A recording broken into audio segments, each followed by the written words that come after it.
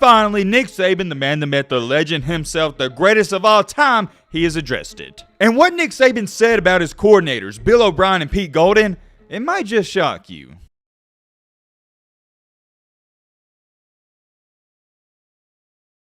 They finally did it. They finally pried open Nick Saban and got him to speak about Bill O'Brien and Pete Golding. I mean, come on now, let's just be real here. It was only a matter of time that Nick Saban was going to say something about him because that's all anybody and everybody's been asking him. Every single time that Nick Saban does an interview, which is almost every single day for the past 2 years, they've been asking him about Pete Golding, and this year they've been asking him about Bill O'Brien. And let's not try to play dumb here and act like we don't know why they're asking him these questions. Everybody wants Nick Saban to publicly shame these guys. I know about 98% of you are going to know what I'm talking about, but for those of you that don't, Alabama fans, to make a long story short, they hate Bill O'Brien and they strongly dislike Pete Golding. And let me make this clear, when I say hate, I'm not trying to exaggerate it for this video. No, I mean they hate him. I've said it numerous times, I'm going to say it again. I don't understand the hate for Bill O'Brien. I'm not saying he's the greatest offensive coordinator we've ever had, but I think he's doing an A-OK job. Yes, at times I agree with all of you Bama fans. He makes some of the stupidest and bizarre, mind-boggling play calls I've ever seen, but for the most part, he's done okay. That's the problem, though. When I say he's done okay, that's not good enough for the Alabama standard. You got to do a great job every single year. Bill O'Brien hasn't done that. I don't think he's a bad offensive coordinator. I just think he's more of an NFL coordinator. He doesn't fit in with Alabama's system. As far as it goes for Pete Golding, I don't even know what you want me to say. Some of the schemes he draws up, it's not the best. And if you want me to be really honest, I think Pete Golding has been saved by how good these defensive players are at times, like Will Anderson. Also, to go on top of that, I think Pete Golding has also been saved from criticism because everyone's just pointing towards Bill O'Brien. We'll talk about that a little later, but finally, Nick Saban, the man, the myth, the legend himself, the greatest of all time, he has addressed it. And what Nick Saban said about his coordinators, Bill O'Brien and Pete Golding, it might just shock you. We're going to talk all about that, and we also have a couple other topics we're going to speak on. One of those being Bo Nix, the Oregon quarterback, and the other being Ohio State and Michigan. There's a pretty big debate going on with Ohio State and Michigan and what's going to happen with this college football playoff. We got a lot to talk about. It's going to be a jam-packed video. All right, Matt, blah, blah, blah. Shut the crap up. Now, without further ado, let's get into it. First thing is first, I want to talk about this for only about 45 seconds. Bo Nix didn't even know this. Check this out. When it comes to quarterbacks, he's leading the country in total touchdowns and rushing touchdowns. And to go on top of that, this was the impressive stat to me. He is completing 73.3% of his passes. By the way, which is also second in the country. Not too bad for old Bo Picks. I don't just feel this way, it's the cold hard truth. Everyone wrote off Bo Nix after that terrible performance against Georgia. And it wasn't just Bo Nix, it was Oregon. As soon as that game was over, everybody's like, okay, Bo Nix, he's still the Bo Nix that we've all came to know, and Oregon is not a good team. They're not legit. And well, what do you know? Fast forward in time to our current date, week 11, Bo Nix it's looking like he's a legit Heisman candidate. I'll talk about that in just a second. And also Oregon, they're in the top 10. Now, do I personally believe Oregon should get in the playoff if they win out and win the Pac-12? No, absolutely not. We still got a long way to go. If a lot of chaos happens, I think they got a chance. Like I said, I don't think they should have a chance. If you lose by 50 points, I don't care that it was in week 1. That should tell everybody you're not a legit top 4 team. But that's my humble opinion. And also, you play in the sorry conference of the Pac-12. I do want to address all this Bo Nix stuff. Yes, his numbers look good. Actually, hold on. Let me pull up the real numbers. Got him pulled up right here. He's right at 2,500 passing yards on the season, 22 touchdowns to only 5 interceptions.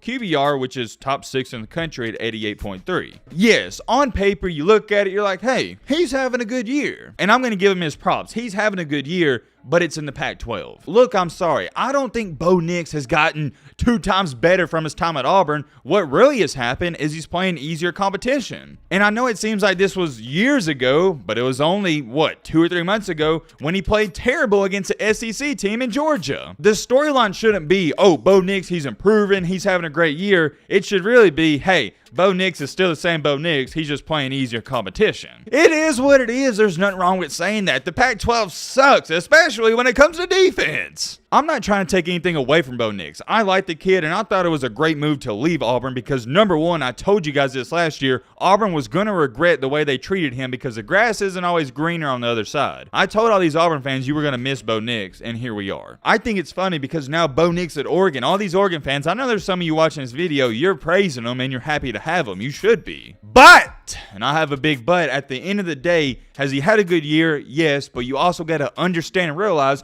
a large portion for him having this good season is because of the competition. Let me ask you a question and we'll move on because we got some other stuff we got to talk about. Do you really think Bo Nix would have 36 total touchdowns and be completing 73% of his passes if he was in the SEC? Let me know your comments down below. But moving on to our second topic, which is also a minor topic, before we get into the Saban drama, we got to talk about Ohio State, or my bad, the Ohio State in Michigan and Tennessee and Georgia. So last night, this tweet was trending everywhere. It's got over 5,000 likes. Why is Ohio State versus Michigan considered a quote-unquote elimination game, yet Tennessee and Georgia wasn't? I'm just going to be brutally honest with all of you. To even ask that question, I think you got to be a flat-out idiot. I strongly feel like if you think this is a question, or even if it's debatable, you know nothing or you don't know anything about college football. In my opinion, this shouldn't even be a topic, but here we are. We're talking about it. I'm going to dumb this down. I don't want to talk about it too long. Ohio State and Michigan have nobody on their schedule outside of themselves. Ohio State and Michigan have one tough game a year, and it's against each other. That's it. I already know what some of these OSU fans and Michigan fans may be trying to say. Oh, Matt, what about Penn State? Really? Penn State?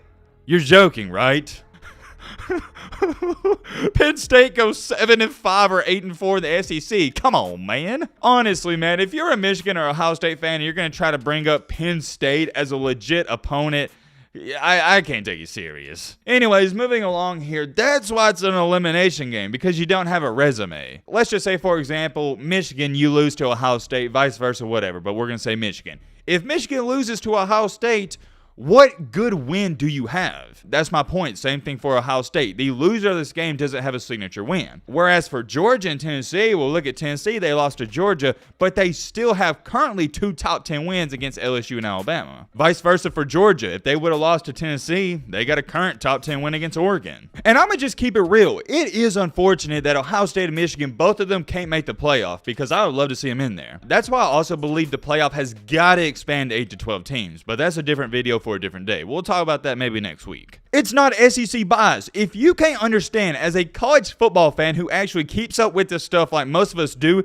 that the SEC is a harder conference and you're going to have a better resume in the SEC, then you should probably quit watching college football. If you can't understand and comprehend that, I don't care if you're a Big Ten fan, you got to stop. Trust me, I think it'd be the most entertaining thing in the world if Ohio State and Michigan both got in an 8 to 12 team playoff, but we're not there quite yet. I'm a college football fan. If we could do the same thing as basketball and have a 64 team tournament, I'd be all here for it. The reality is we can only have 4 teams, and if you don't have a resume and you lose the one big game of the year, I can't even possibly try to make up a scenario of how you should get in. Normally, I would say let me know your thoughts down below, but there's nothing controversial about this. The loser of the game's not getting in. Once again, if you can't understand that, you should probably go watch a different sport. Moving along, though, to the main topic, the main encore, the main reason you clicked onto this video, we got to talk about Nick Saban. Obviously, it goes without being said, it hasn't been a good year for Alabama. Very disappointing. This looked like a promising team. Last year was supposed to be a rebuild year. And yeah, it's just been bad. I'm not here to talk about, oh, is the dynasty falling off and all that nonsense. I'm not here to do that. But what I am here to do is talk about what's going to happen moving forward. I wouldn't just say some. About everybody that analyzes this stuff, keeps up with Alabama, is almost 100% sure, and a lot of people have said it's going to happen. It's not a if, it's a when, that Alabama is going to make changes at the offensive coordinator position and defensive coordinator. It's not some hidden agenda against Pete Golden or Bill O'Brien, and you don't got to be a rocket scientist to figure out it hasn't worked. You can't even just solely put the blame on the defense. The offense has also struggled at times this year, which is weird to say because they're averaging something like 40 points per game. You got to watch the games to understand this. Alabama, they're one of the most inconsistent teams on offense. You don't know if we're going to score 50 points or 20 points. There can be 4 drives in a row where we score 28 points, but there can also be 4 drives in a row in the same game where we have 4 3-and-outs. I've never seen anything like it. There's no excuse to even have 2 straight 3-and-outs. To have 3 or 4 in a game, it's inexplicable. May I remind you, we got the best quarterback in the country on our team and probably the best running back in the country. Whether you want to put the blame on the players or the coaching staff, that's up to you. Most of you know how I feel about it, but here's what Nick Saban had to say about Alabama passing a lot more this season. I think last year and this year, we've gone more even to drop back passes passing, but that's because of Bryce. But I think in the future, we'll get back to more of the conventional spread, run the ball, have more balance, RPOs, and that type of thing.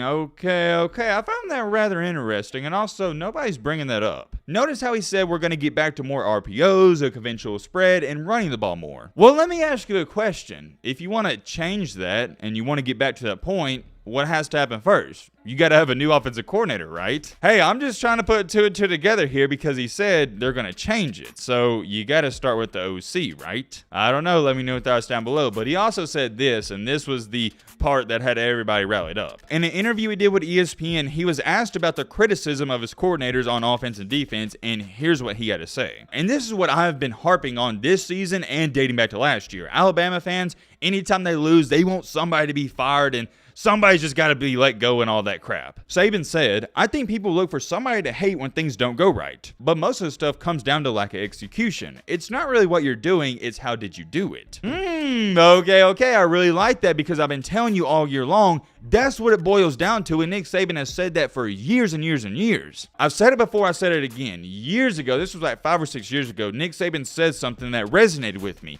He stated that at the very end of the day, it's not so much about the play call. It's not so much about what the defensive coordinator or offensive coordinator draws up. It's so much about how the players execute on it. Because think about it. You can be the best play caller in the world, but if you got scrubs on your team, it doesn't matter. Whoa. Hold on. I know what all you about to say. Come on, Matt. You got to admit it. That Bill O'Brien and Pete Golden, they've been awful this year. Here's what I want y'all to understand. I'm not saying that the play call doesn't matter whatsoever, because it does. But here's what I am saying is, to all my Alabama fans, I don't want you to immediately want somebody to be fired after you lose a game on a walk-off play. Sometimes instead of looking at Bill O'Brien and Pete Golden and say they're doing a terrible job, why don't you look at your players? Because I'm going to bring this up once again. It was 3rd and 7. If we would have got this stop, we probably would have won the game. We had a middle linebacker in perfect position to make a tackle. It would have been like 4th and 6, and he couldn't tackle a guy. So is that really Pete Golden's fault? No. Once again, I don't think Pete Golden and Bill O'Brien have been doing a good job for Alabama, but it's not all their fault. Let me read you off this comment, though, because I really liked it. Somebody replied to that and said, good coordinators call plays that the players can execute, not continually try to force a square peg into a round hole. You can read the rest of it if you want, but I really like the first part because he's 100% right. A large part in being a head coach, offensive coordinator, defensive coordinator is calling plays you know your team's good at. For example, if your team cannot run the ball, it wouldn't make sense to run the ball 8 out of 10 plays. Vice versa, if your team isn't good in pass protection,